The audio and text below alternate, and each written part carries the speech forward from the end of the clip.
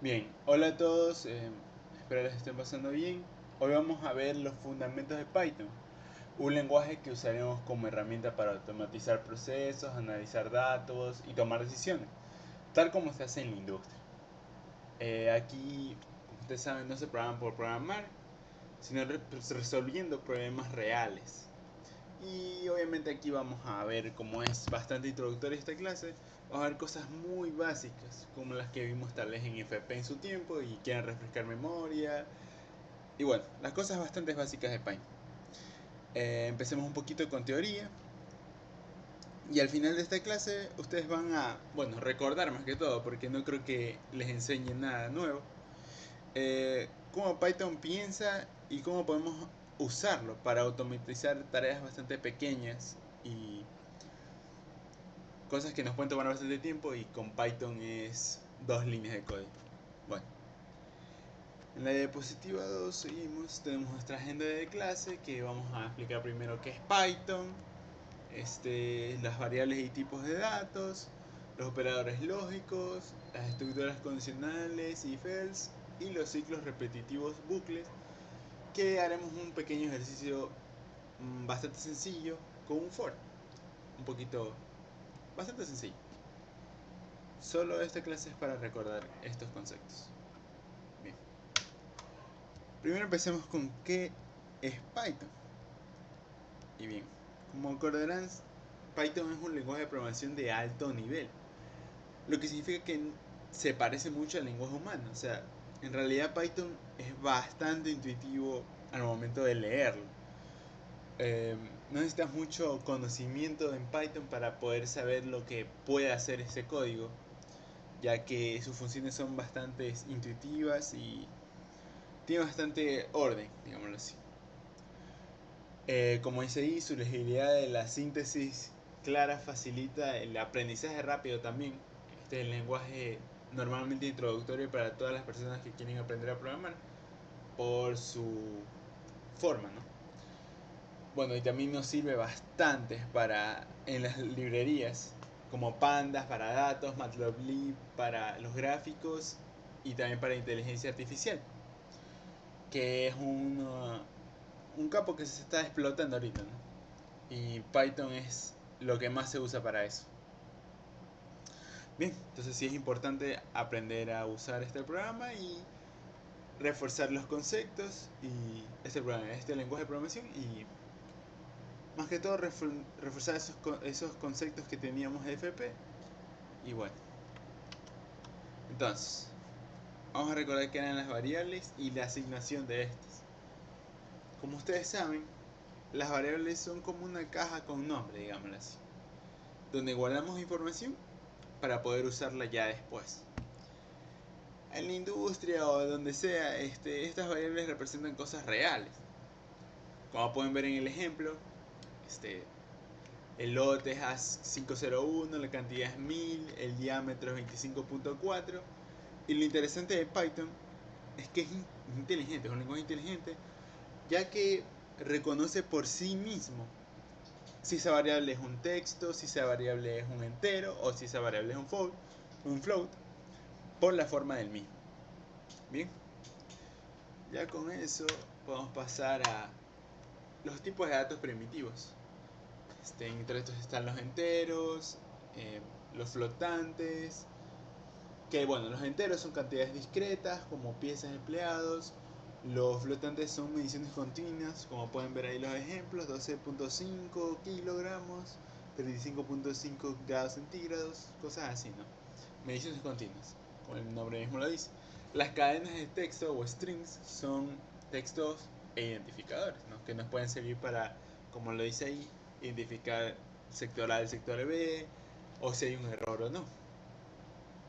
Y también ahora tenemos los booleanos, que son los estados binarios, que nos pueden representar ahí, como dice, true o false, de encendido o apagado, por ejemplo, de una máquina, o si alguna comparación se cumple o no, etcétera. Y bien, como los tipos de datos no primitivos, podemos encontrar otros, como por ejemplo que permiten guardar varios datos juntos o estructurarlos mejor, algo que es indispensable en la automatización y análisis industrial.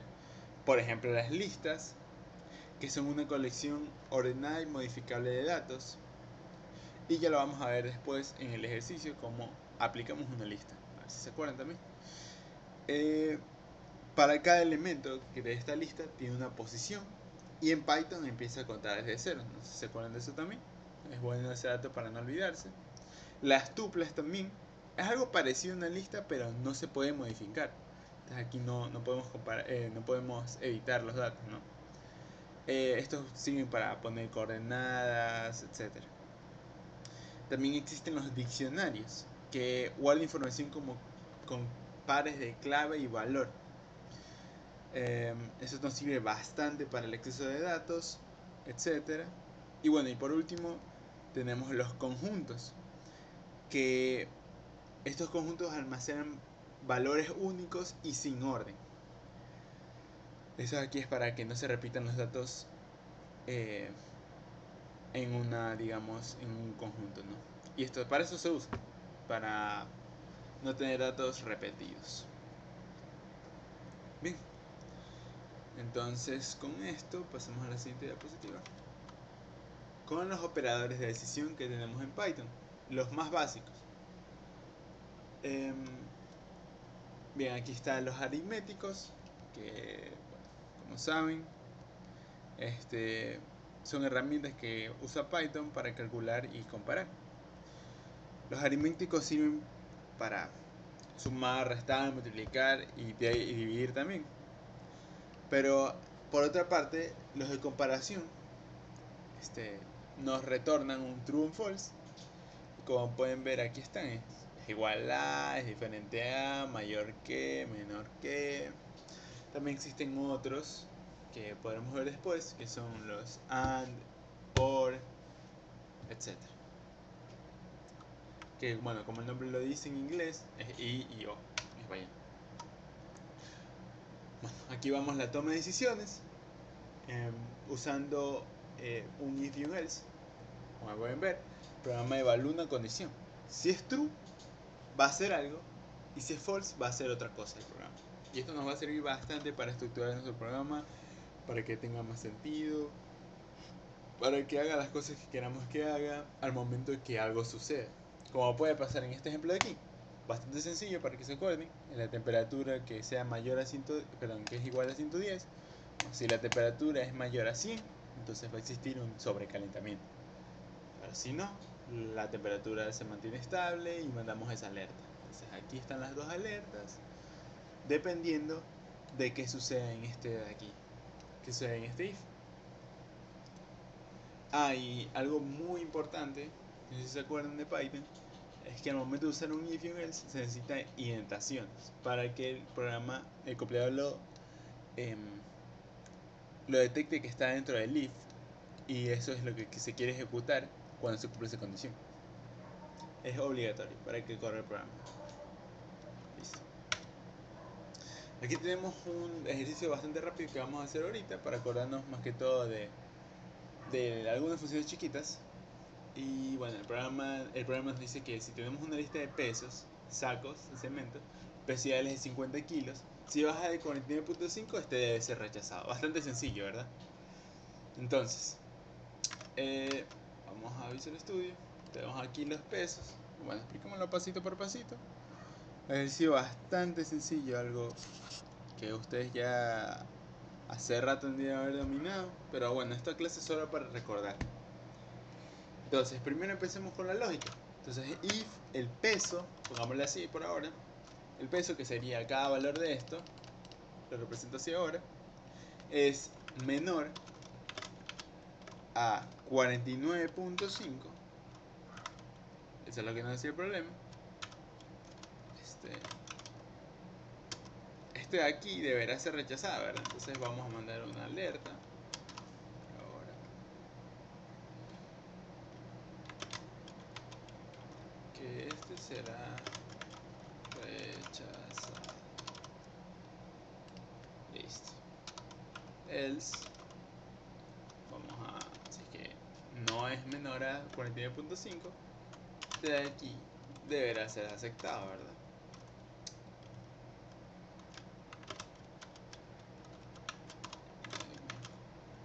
Aceptado. Listo. Bien, entonces, ¿qué falta aquí para que este código funcione? Porque miren, si yo guardo y compilo, bueno, va a salir un error, ¿no? Porque esta de aquí no está definida. Entonces, ¿qué vamos a hacer? Vamos a definirla, pero que tome el valor de cada elemento de esta lista. Y de esta manera los compare si es que va a ser rechazado o si va a ser aceptado. Entonces, ¿y cómo hacemos eso? Pues con un for. No sé si se acuerdan que for lo que hacía era un bucle que iteraba sobre algo. En este caso vamos a hacer que itere sobre los elementos de la lista. Entonces por for peso en, literalmente in, explica en inglés qué significa. For peso en la lista, que se llama lote pesos. No se olviden de poner siempre los dos puntitos. Y aquí miren, me salta error. Entonces, ¿por qué será el error? Guardamos primero, compilamos. Y aquí mismo nos dice, identen block, o sea, quiere decir que está mal identado, que es algo que les había dicho en la diapositiva, ¿verdad? Que esto siempre tiene que ir identado para funciones especiales. Para que el programa entienda, para que el compilador entienda que esto de aquí va a estar dentro de esto. ¿Bien?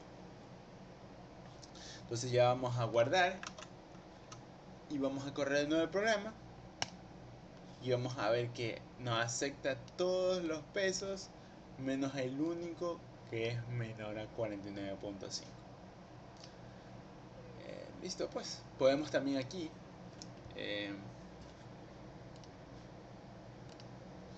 bien, bueno, continuando, podemos hacer también algo aquí más a fondo, ya para acordarnos más.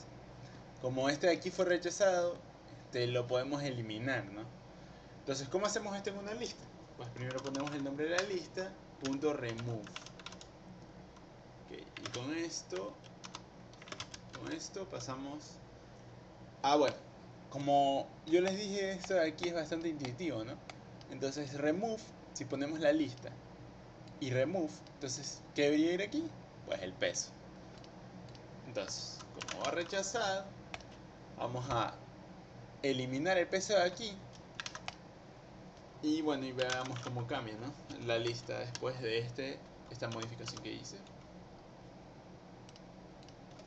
Bien, vamos viendo. Guardamos primero. Le damos enter. Y como podemos ver, la lista ahora ya no tiene ese valor que estaba rechazado. Que nos puede servir de alguna otra aplicación, ¿verdad?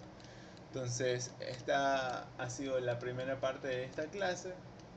Después, en la segunda parte, voy a introducir también un poco de SQL, también bastante básico, un capítulo introductorio, que bueno, necesita hacer un poquito de memoria sobre las cosas más básicas de Python para que no nos perdamos tanto, ¿verdad?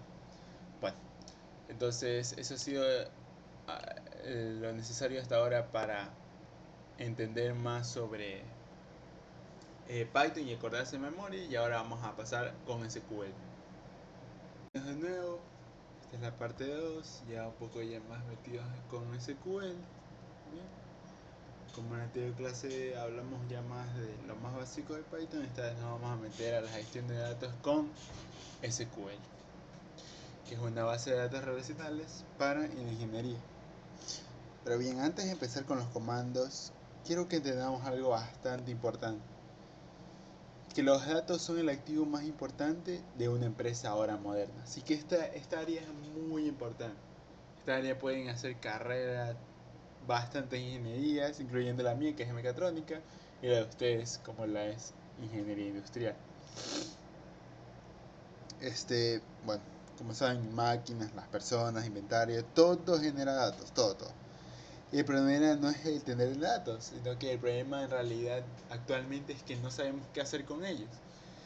Y bueno, aquí vamos a ver una super introducción para ver si les gusta esto, si quieren seguir con esto.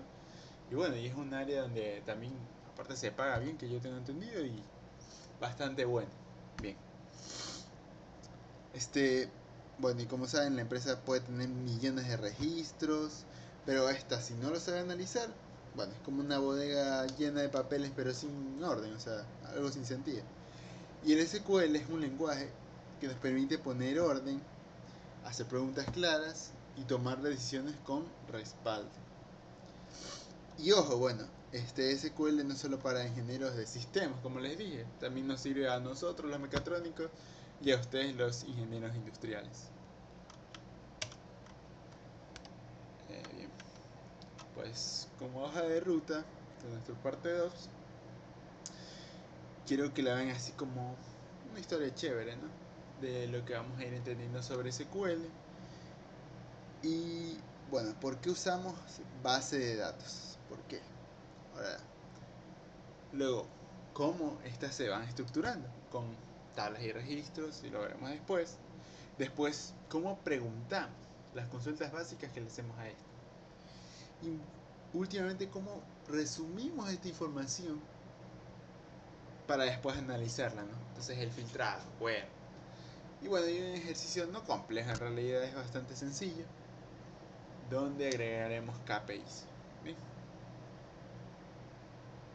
Y bueno, un error común es aprender SQL como si fuera solo sintaxis. Como van a ver después, no se parece tanto a Python, digámoslo así, porque tiene bastantes palabras especiales. Pero lo importante no es escribir comandos en realidad, lo importante es pensar las preguntas correctas. Como siempre hemos ido aprendiendo, lo importante no es aprender el lenguaje de programación, lo importante es aprender a programar. Bueno, ¿y de qué sirve un dato si no responde una pregunta concreta? ¿Sí, verdad? Bueno, ¿Excel o SQL? Bueno, Excel es una herramienta bastante buena, pero no está diseñada para una escala industrial, ¿verdad? Bueno, en una planta real tenemos registros diarios, sensores cada segundo, ventas por minuto, el inventario tiene que ser en tiempo real. Y bueno, el Excel no maneja el control de versiones, no hay trazabilidad, no hay seguridad real, no es multiusuario confiable. En cambio, una base de datos relacional como SQL sí garantiza una integridad, seguridad, respaldo, velocidad y entre muchas otras cosas, ¿no? Una analogía que podemos pensar es que Excel es como una calculadora muy buena, excelente para hacer algo específico, pero SQL es como una computadora. O sea, para que lo vean así, es mucho más potente en sentido de, como lo dije, integridad, seguridad, respaldo y velocidad. Bien. Entonces, vamos a detenernos aquí porque este dispositivo es bastante bueno. Y bueno, cada fila de esta tabla representa algo que ocurrió en la realidad. Como pueden ver, es algo que se va registrando, ¿verdad? No son números abstractos, es algo real. Desperdicio real, dinero real, producción real. Bueno, PK, esto es algo clave, evita duplicados. Es una función que evita duplicados. Sin PK, los datos pierden esta confiabilidad. Bueno, y las tablas bien diseñadas ahorran tiempo y errores. Bueno, en nuestras carreras ustedes saben que un mal diseño de datos puede ser igual de grave que diseñar mal una máquina o algo así, porque se puede ir todo relajo. O sea, pero bueno, ¿qué pasaría si estos registros tuvieran el mismo ID? Por ejemplo, si esta torqueadora tuviera el mismo ID que la extrusora B, o sea, pésimo eso, y llevaría una pérdida de tiempo y también puede llegar a perder dinero por esto. Bien, y más. Bueno, select es el comando más usado en SQL, pero no hay que verlo como solo un comando, ¿no? Tienen que verlo como algo que ustedes usan para pensar, digámoslo así. El select no modifica datos, es seguro para análisis, se usa hasta en auditorías. Y bueno, una buena práctica es nunca empezar modificando datos, sino primero viendo. Es como lo que hacíamos nosotros para depurar código en Python. Nosotros a punta de prints, ¿verdad? En cada cosa íbamos viendo si estaba funcionando bien o no. Y bueno, es algo así. Como dice una frase que me gusta, ¿sabes? Primero observo y luego decido, ¿verdad? Seguimos. Bueno, select, ¿qué columnas me deseo ver? ¿Verdad? En from, ¿de qué tabla saco estos datos? Y where, ¿qué condiciones puedo estar filtrando? Esto es opcional porque a veces sí quiero ver toda la tabla, ¿verdad? Pero bueno, como aquí podemos ver un ejemplo de la sintaxis de este SQL, como pueden ver aquí hay un select, que bueno, nos pone las columnas, el from de dónde, o sea, de qué tabla, y where, bueno, aquí nos está filtrando solo para la máquina de trucadora. Como pueden ver es bastante poderoso y solo en 3 líneas de código hemos hecho toda esta navegación en datos. Bien, sigamos.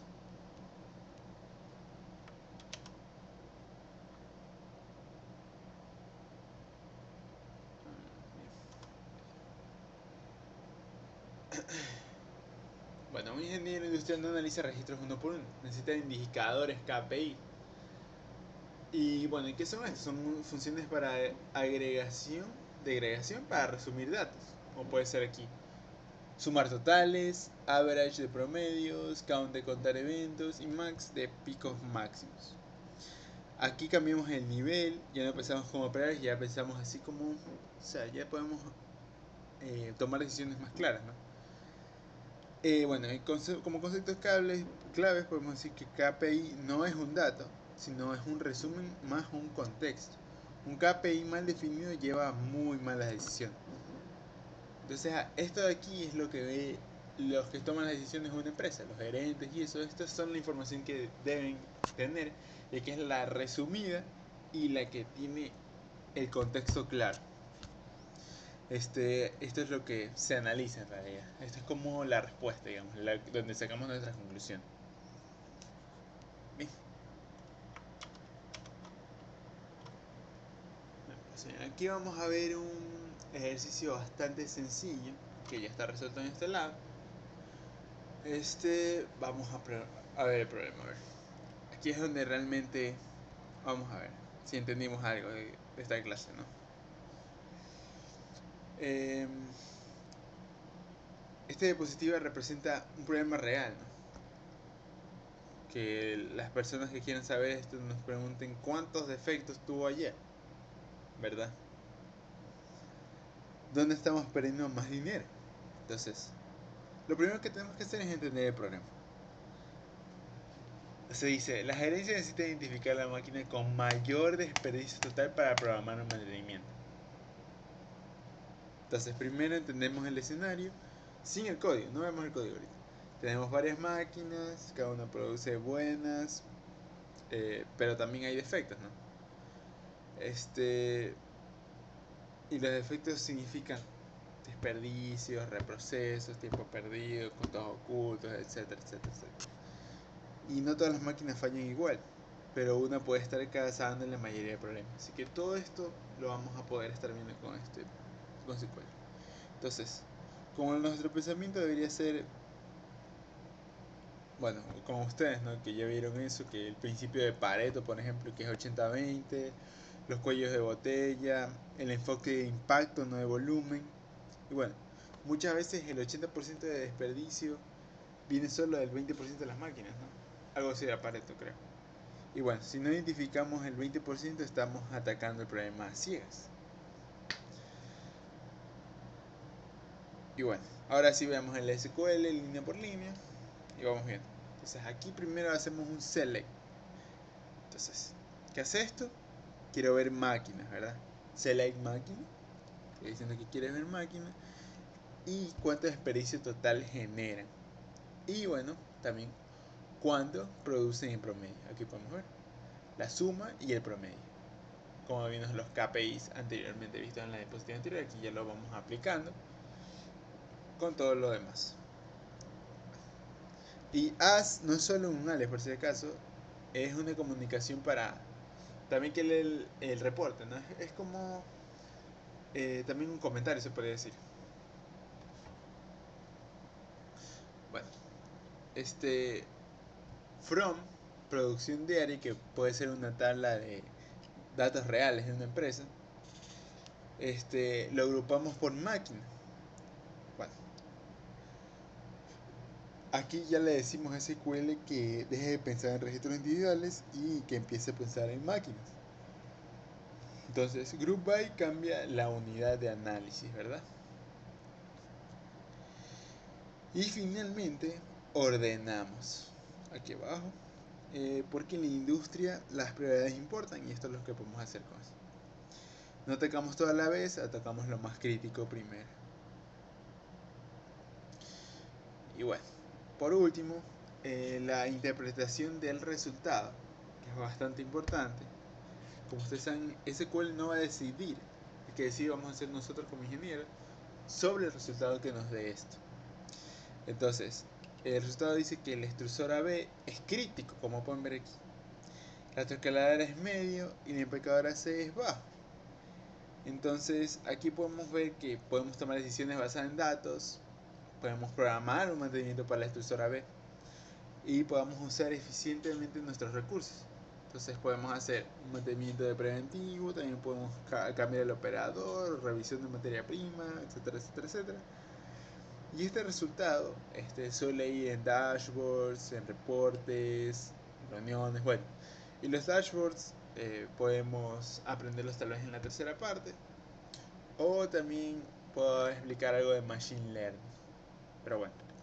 Entonces, hoy aprendimos algo más importante, ¿no?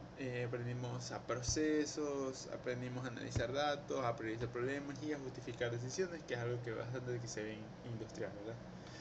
Entonces, aquí podemos ver cómo va tomando forma en estas clases, ¿no? Entonces el Python, podemos ver el análisis predictivo, Machine Learning, que viene desde MySQL, porque está aquí es lo que es nuestra base de datos, ¿no? Es lo que nuestros datos puros con los que vamos a tal vez entrenar nuestro modelo en Python y de otras cosas para poder tomar decisiones también.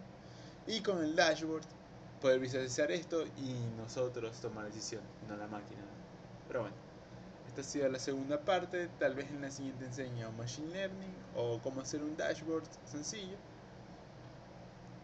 Y eso ha sido todo por esta parte. Muchas gracias.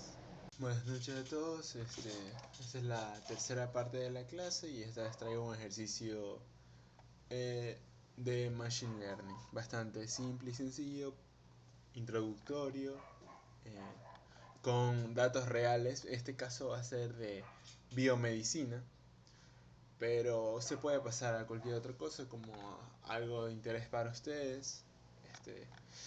Bueno, este es solo un ejemplo y como pueden ver, estos son los datos reales con que vamos a entrenar nuestro modelo para que identifique. ¿Okay? Entonces, bueno, lo primero que vamos a hacer es importar las librerías.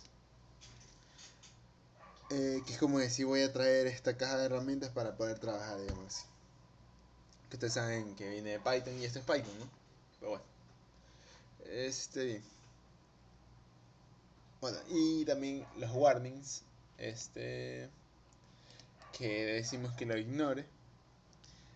Es para manejar los avisos del sistema. Y le decimos a Python que no me muestre advertencias. Luego voy a NumPy y me dice que, o sea, te sirve para cálculos numéricos, pandas para trabajar con tablas, data frames, etcétera, Matplotlib, PLT y Seaborn son para hacer gráficos. Y después importo los modelos de sklearn como Logistic Regression. Regresión logística, un modelo para clasificar en sí de 0 y 1, si algo pasa o no, y eso es lo que vamos a hacer ahorita. ISB, que es otro clasificador, en mis capturas, o sea, donde están aquí, está importado, pero creo que en este ejercicio no lo uso. Pero bueno, que es otro modelo. Y ya. Bien, entonces luego aquí voy a conectar mi Google Drive usando este código de aquí y buscando en dónde está mi drive dentro del cuaderno. para que pueda leer el archivo que está guardado aquí. Y el mensaje de aquí solo significa que ya está conectado.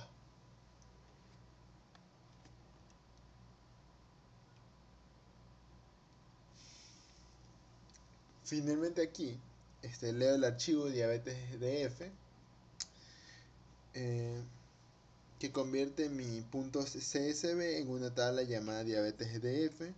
Cuando escribo diabetesdf al final de la celda, Colab me lo muestra como una tabla con columnas como pregnancy, glucose, outcome, y la última columna outcome, es decir, el resultado, quieres predecir, o sea que quiero predecir.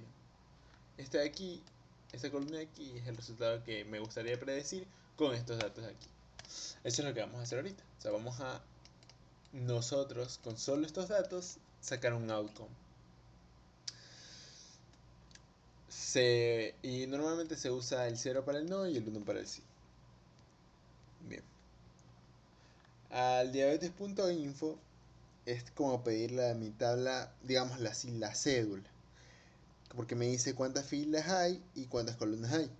El nombre de cada columna, cuántos datos no vacíos hay, el tipo de dato, si hay una columna que tuviera valores flotantes tipo no nulos, lo vería porque el nulo sería menor que 768, por ejemplo.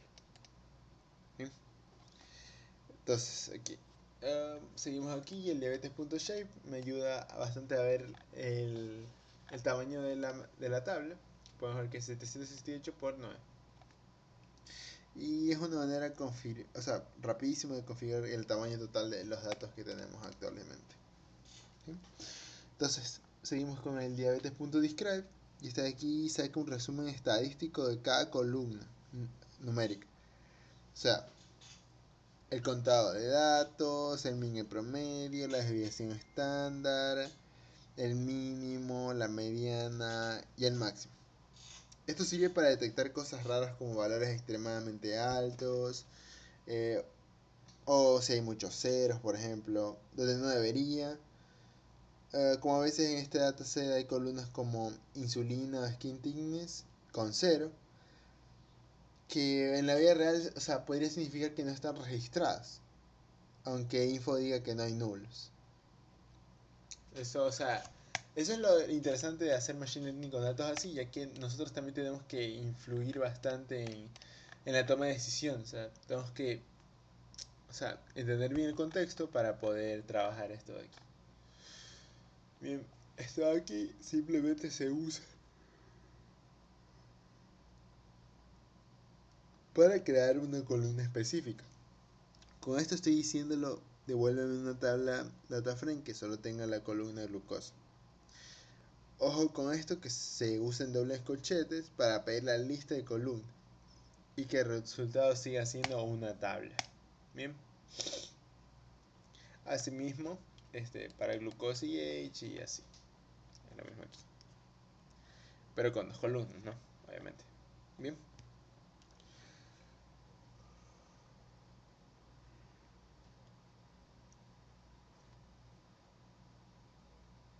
Bien. Para esto de aquí, que es la relación entre dos variables y conteo de valores, esta función de aquí crea un gráfico de dispersión. Cada punto, digamos lo que es una persona, y el eje X es glucosa y el eje Y es la edad. Esto me permite ver visualmente si cuando sube la glucosa también sube la edad, para ver si hay correlación, ¿verdad? O si no hay. Listo.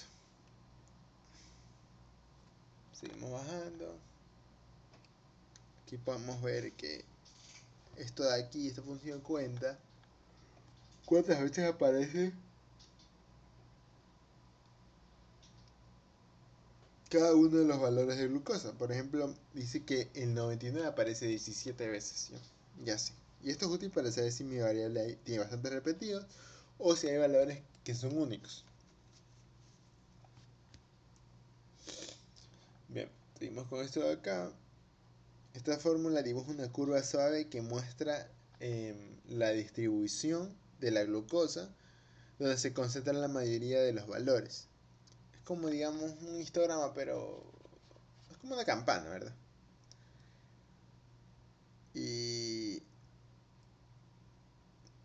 bueno, me ayuda bastante a ver la variable si se concentra alrededor de cierto rango. Por ejemplo, cerca de 100, de 100 200 como que, bueno, sí, como de 100 a 130 como que hay el pico, ¿no?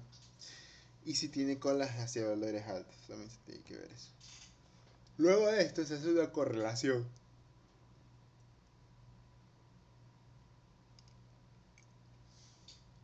Que esto aquí calcula una tabla donde cada número indica qué tanto se relacionan dos columnas de forma lineal.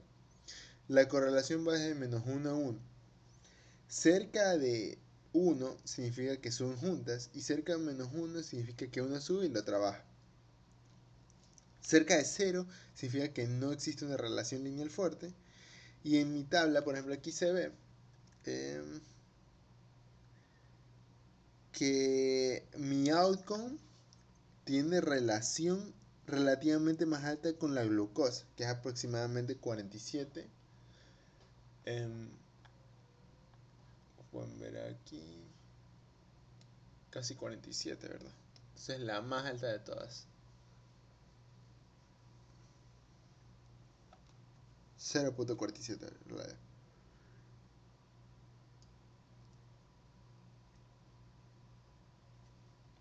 Y por ejemplo, la peor correlación sería la skin thickness, ya que es 0.07, ¿verdad?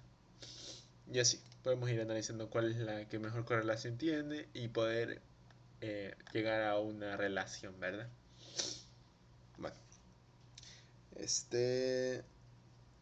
y bueno, entonces también podemos determinar que glucosa es mucho más importante para determinar el outcome que cualquier otra variable. Entonces la glucosa es lo que en realidad importa, digámoslo así. Entre todas estas variables es la que más peso va a tener. Bien, entonces aquí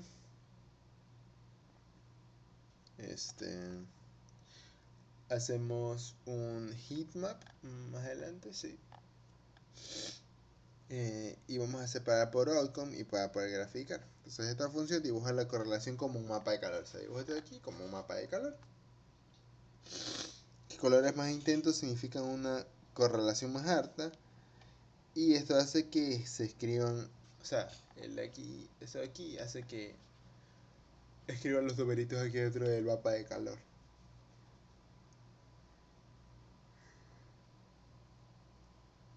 Si esto no fuera así, se vería solo los colores.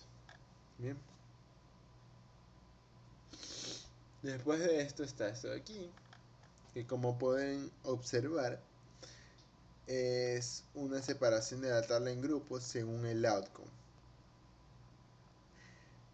Y crea histogramas de cada columna para comparar cómo se distribuyen los valores en cada grupo. Bueno, y el fix size solo determina el tamaño de la imagen, nada más, por si acaso aquí. Aquí nos da de nuevo el tamaño de la matriz. Y bueno, aquí empezamos ya para entrenar.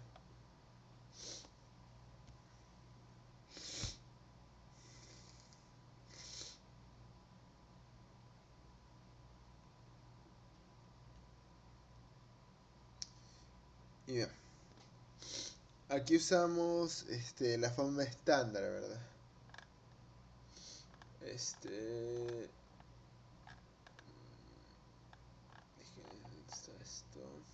para explicarlo mejor. Bueno, aquí podemos ver que de los 768 pacientes en total, vamos a usar 715 para entrenar y 100 para testear y solo 53 para predecir. Entonces, con esto vamos a ver los features de esta parte de la matriz y vamos a verlo aquí. Entonces aquí nos sale la matriz con eso, sin el outcome. Y bueno, aquí vimos las reglas de matrices y ya importamos lo que hace para entrenar este modelo. Nosotros aquí agarramos el train, el test de cada uno y lo mandamos a entrenar con el outcome, ¿verdad? Con los features que es la anterior que vimos.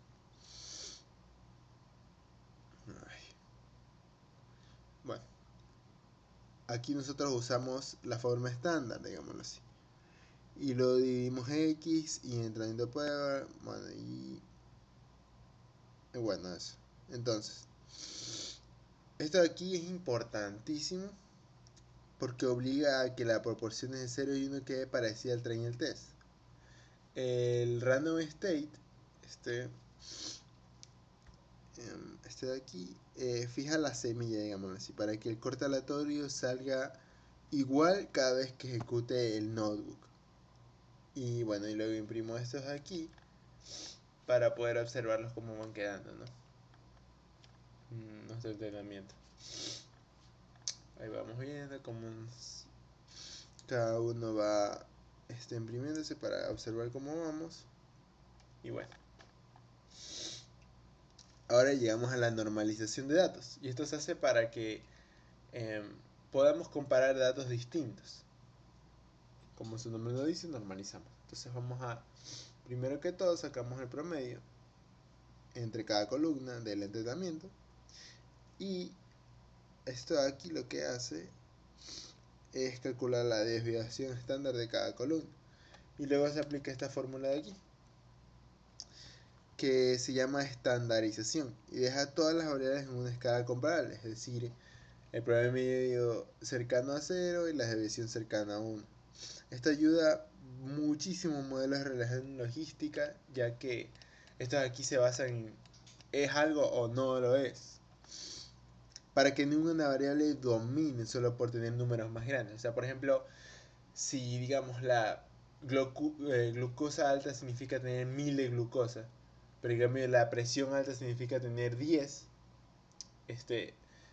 en sí deberían equivaler lo mismo, ¿verdad? A pesar de que una es 1000 y la otra es 10. Entonces esto es lo que hace eso, y hace que las dos variables estén de 0 a 1. Es decir, como las dos son el máximo, en este caso así sean 1000 en glucosa y 10 en lo otro, para los dos en nuestro modelo representarían un 1. Y así. Bueno. Después creamos el modelo. Aquí recién estamos creando, que es regresión logística, y todavía no está aprendiendo por si acaso. Pero después con esto ya lo mandamos a entrenar. Entonces aprende una regla para predecir outcome con base en las variables. Y finalmente aquí ponemos el accuracy, que sería el porcentaje de aciertos. Y nos dio un 71%, que no es perfecto, pero significa que de cada 100 personas, 71 son aciertos, ¿no? Y bueno, esta ha sido una breve introducción a un ejercicio bastante interesante sobre Machine Learning. Y bueno, y si les interesa más, les recomiendo investigar, ya que este es un tema bastante interesante y muy complejo, y que sirve bastante para hacer muchísimas cosas, y más que todo ahora el auge del IA es bastante apasionante esto de aquí. Es interesante, así que les recomiendo mucho seguir investigando y seguir estudiando esto de aquí, porque va de la mano con, por ejemplo, lo que vimos anteriormente con SQL, ya que podemos los datos de SQL procesarlos aquí nosotros y poder tener un modelo que tome una mejor decisión con la amplia cantidad de datos que le damos, y con eso guiarnos mejor. Bien, me decidí por hacer otro ejercicio un poco más complejo que ya tenía aquí, del que hicimos en la primera parte de la clase, más que todo cosas de Python, pero enfocadas ya más a simular cosas de ingeniería industrial. Y en este caso les he traído un ejercicio que vamos a simular una línea de producción con dos estaciones, ¿okay? Cada producto llega y pasa por la estación 1 y luego por la estación 2 y sale del sistema. Usaremos Python para medir los tiempos de espera y eficiencia del proceso.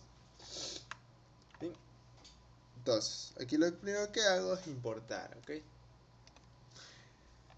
Las herramientas necesarias. NumPy, como había mencionado anteriormente, es para los números y simulación aleatoria. Pandas para manejar las tablas. Y Matplotlib sirve para visualizar resultados. Aquí fijamos una semilla. Esto aquí nos sirve para que los números aleatorios sean siempre los mismos y para que todos obtengamos el mismo resultado, ¿ok? O sea, no importa cuántas veces le dé a correr, esto de aquí va a ser siempre el mismo, ¿ok? Entonces, esta es la cantidad de productos. En igual a 100 lo puse. Vamos a hacer como 100 productos pasando por el proceso. Como llegadas al sistema, tenemos la simulación del tiempo entre llegadas de productos, que cada producto no llegue exactamente al mismo tiempo, y esto acumula esos tiempos para obtener el tiempo real de llegada. Eso es lo que se está funcionando aquí. Es como lo que hacen más o menos en flexibles. Bien. Flexibles, perdón. En Flexim, que yo también lo usé y es algo así lo que se configura para las cosas cuando van llegando, ¿no? En Flexim se usa así. Bien. Seguimos. Estos dos de aquí son los tiempos de atención. Estación 1 tarda en promedio 6 minutos y estación 2 tarda en promedio 8 minutos. La estación 2 sería más lenta y tienes un posible cuello de botella, ¿verdad? Como les digo, bastante parecidos a Flexi. Bien. Ok. Estas variables de aquí son las que indican cuando una estación está libre. Son como pointers. Bien. Listas para resultados. Bueno, aquí vamos a agregar todos estos resultados. Lo que nos salga acá. Lo vamos a ir agregando en estas listas para poder procesarlas después, ¿verdad? Bien.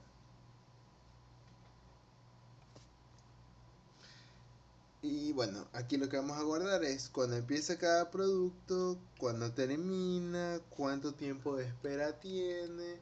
Como pueden ver aquí, el nombre de la variable, básicamente lo da, ¿verdad? Son listas vacías. Bien. Ahora procesamos el producto por producto, así como habíamos hecho otra vez, pero este es otro tipo de for, ya que va por objeto en el rango.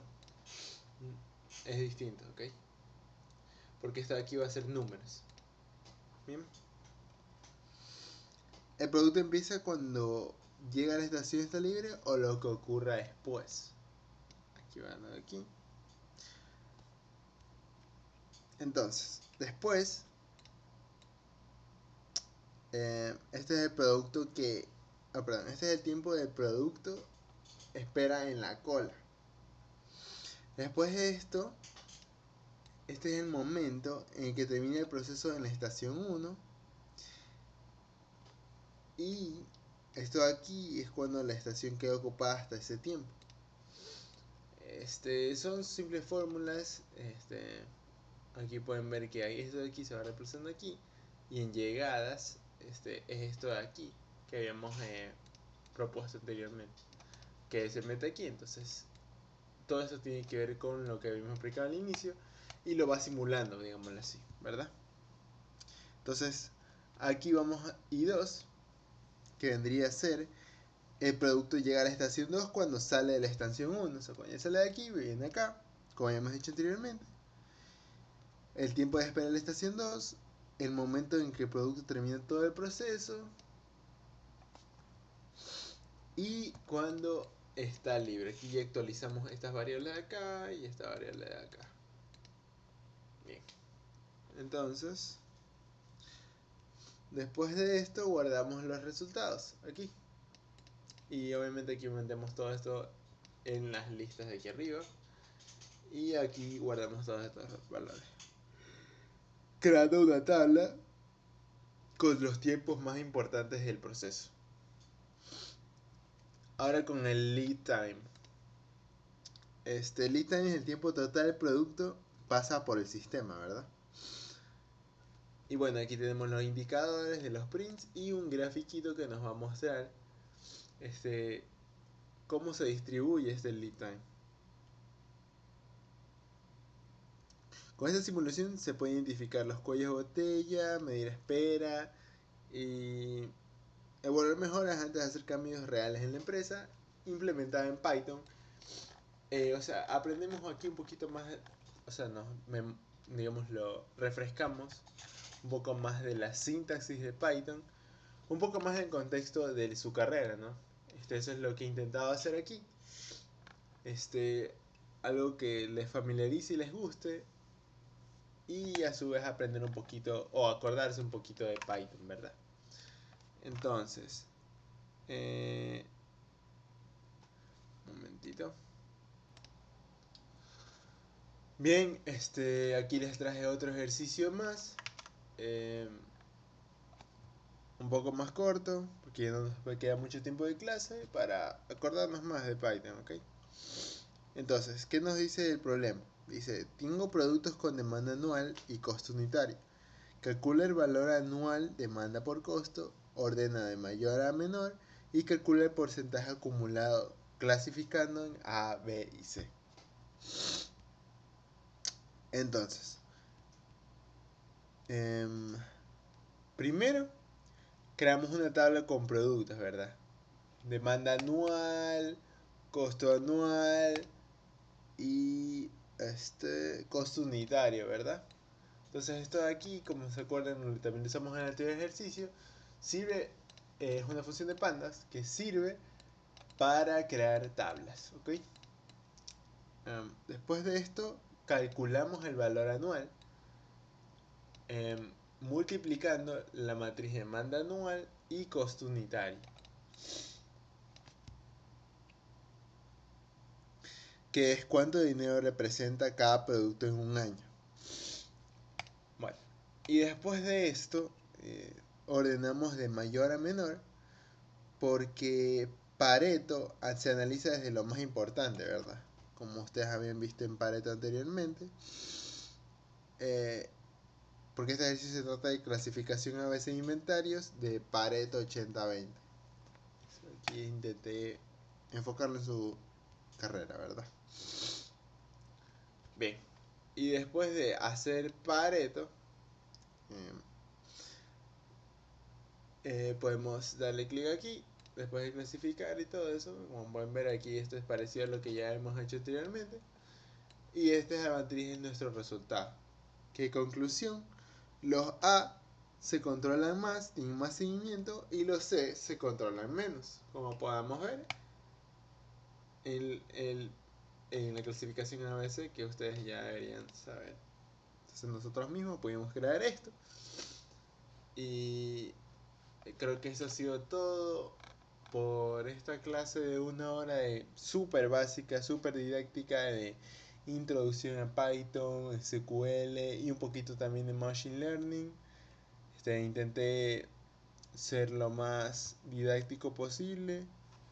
Espero les haya gustado y espero más que todo que les haya incentivado a seguir estudiando, porque esta ha sido una clase bastante superficial, más que todo de recordar, de introducir a temas, para ver si alguno se interesa y le sigue metiendo algunos de esos temas y saca una carrera de eso. Y eso, espero lo hayan disfrutado. Muchas gracias.